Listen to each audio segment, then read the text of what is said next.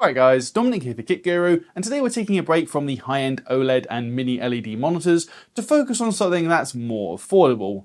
But despite having a price tag of just £179 here in the UK, AOC's Q27G4ZR has a very impressive spec sheet. It's packing in a 27-inch IPS panel with a 1440p resolution and 260Hz refresh rate alongside G-Sync compatible certification and a claimed 1 millisecond grey-to-grey response time. At that price, it certainly caught my attention, so let's dig a little deeper and find out exactly how good this monitor really is.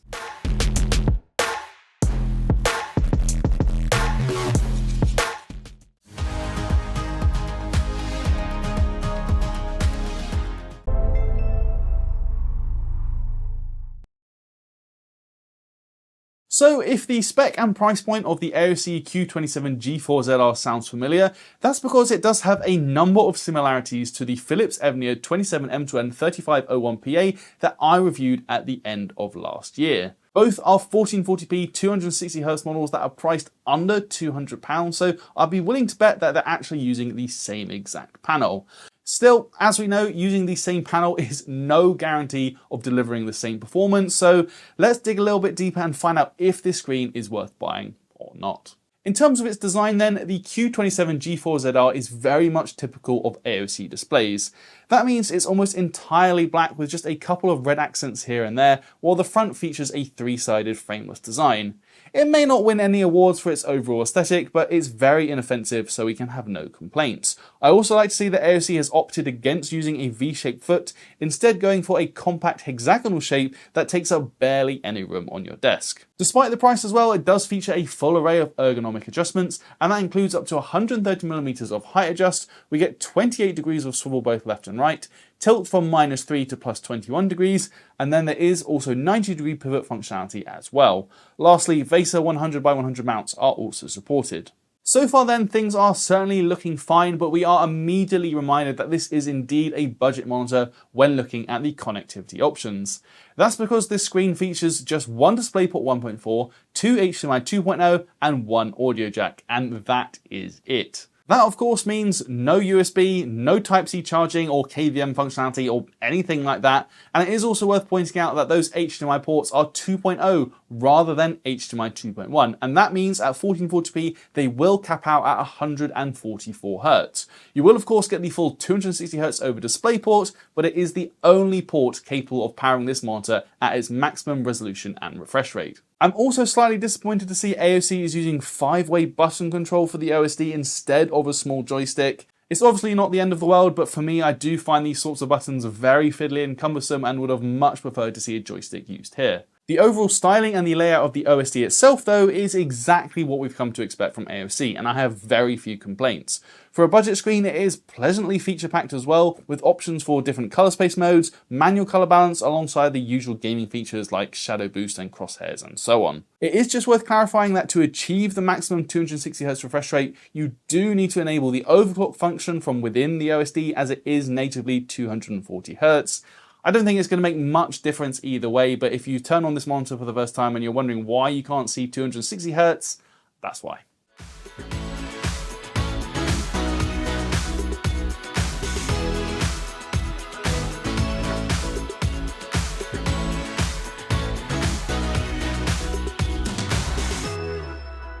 We're going to move on to our testing now though, and here we are using Portrait Display's Calman Ultimate software alongside an X-Rite R1 Display Pro Plus colorimeter. If we kick things off with brightness and contrast, AOC claims a 400 nit typical brightness, but my sample actually exceeded that by hitting 450 nits, which is not bad at all considering the price. It doesn't get super dim at 66 nits minimum, but it is certainly acceptable. Black levels are also fine by IPS standards, resulting in contrast of around 1160:1, which is again slightly better than the 1000:1 ratio claimed by AOC, so we are off to a good start. Panel uniformity isn't an area to worry about either. There is a small amount of deviation down the left hand side, but the delta E values remain under 3, which is perfectly acceptable, while the middle and right side are better still.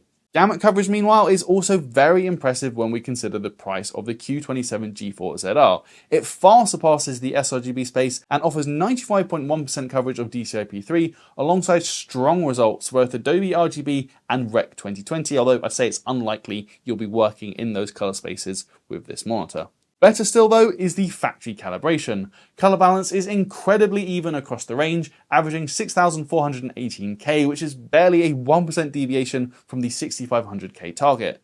Likewise, gamma tracking is close to perfect, closely hugging the 2.2 target and averaging 2.191 across all 20 shades tested. Overall, that results in a grayscale average Delta E 2000 of just 1.11, an incredible result for any monitor, let alone one that costs under £200. Moving on though, our saturation sweep results are also solid. Naturally, there is some oversaturation given the monitor's gamut does exceed the sRGB space, but relative to DCI-P3, the average Delta E is just 1.57, and that is really good going. Of course, that oversaturation relative to the sRGB color space does result in some lost color accuracy, but even then, the average Delta E 2000 is still below 3, and that drops to just 1.73 if we compare against the wider DCI-P3 color space. That said though, AOC does include an sRGB mode if you do want to avoid oversaturation in this color space, and it does a very solid job at clamping the gamut. Grayscale performance is very similar to what we saw initially, but with tight adherence to the sRGB gamma curve, and we can see improvements to both the saturation and color accuracy average Delta E's, with the latter coming in at just 1.55, so this mode is well worth using. Now, I would expect most people to be happy using that sRGB mode, but for the best results, we did of course run through a full manual calibration. As expected, this does result in stellar accuracy across the board, be it for grayscale, saturation, or color accuracy, though I would say the vast majority of people buying the screen won't be calibrating, considering it costs less than £200, but I guess it's good to know what this panel itself is capable of if you have the right software and hardware tools. Other things to note as well include viewing angles, which are about as good as you'd expect considering the price point, which is to say, definitely not the best we've ever seen, but more than good enough to get the job done. Backlight bleed also wasn't a particular issue on my unit, with just a small amount visible in both bottom corners.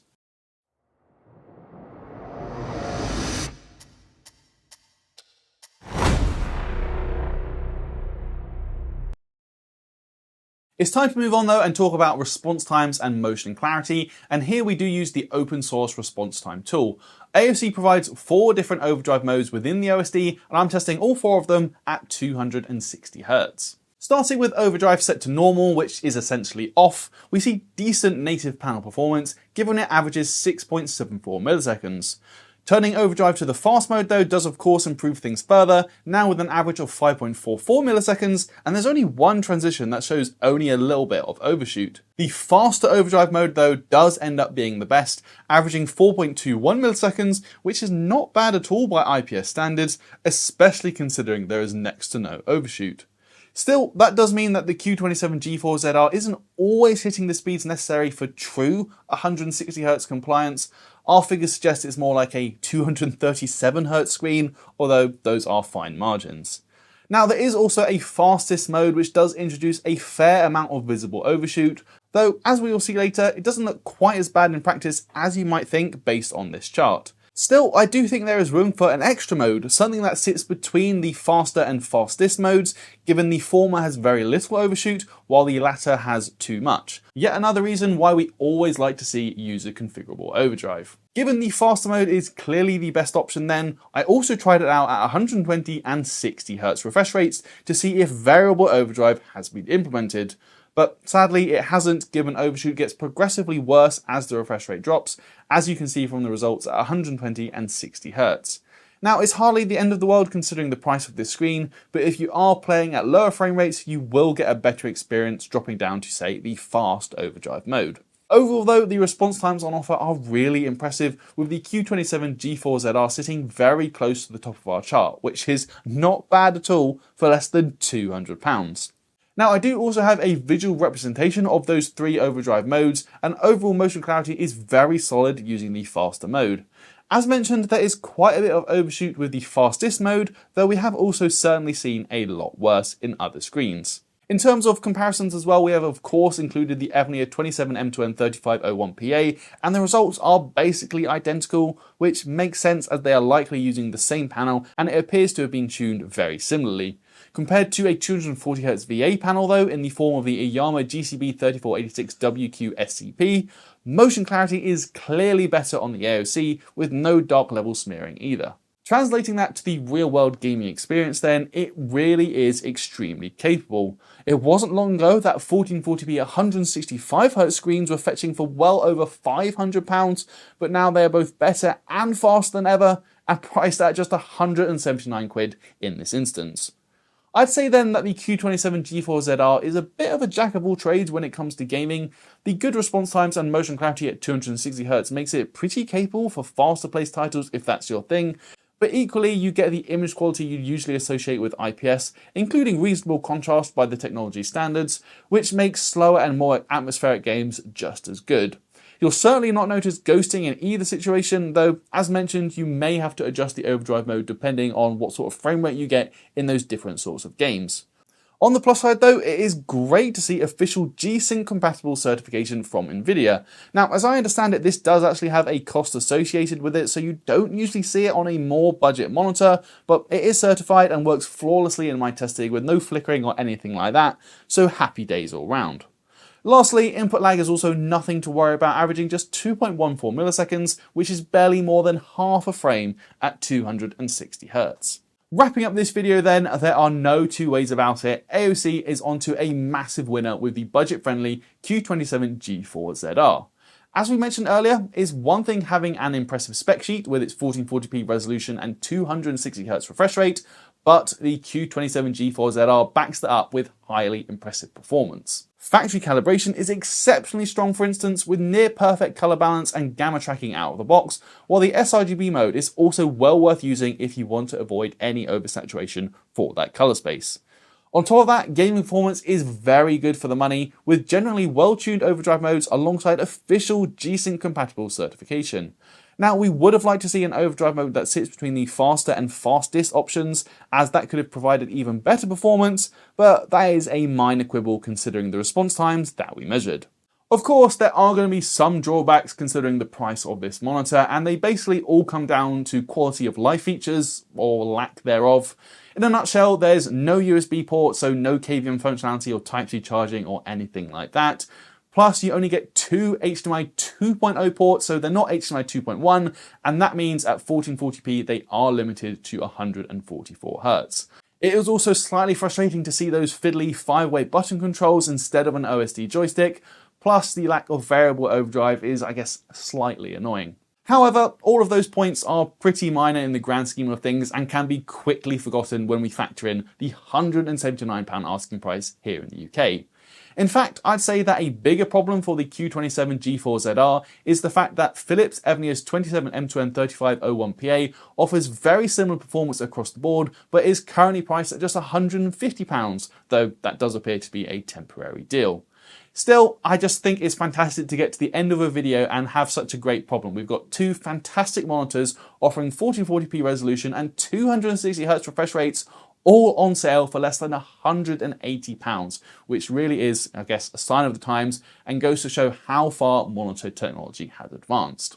So that is the end of the video there, guys. I hope you liked it. Please do give me a thumbs up if you did, and be sure to let me know your thoughts on this screen down in the comments below. Please do subscribe if you haven't already. Be sure to ding that notification bell so you don't miss when we upload a new video. If you want to carry on the conversation as well, you find a link to our Discord server down in the description. And while there, you also find links to both our merch store and our Patreon if you want to help us out that way. That is it for this one though, guys. I'm Dominic for Kit Guru, and I'll see you in the next video.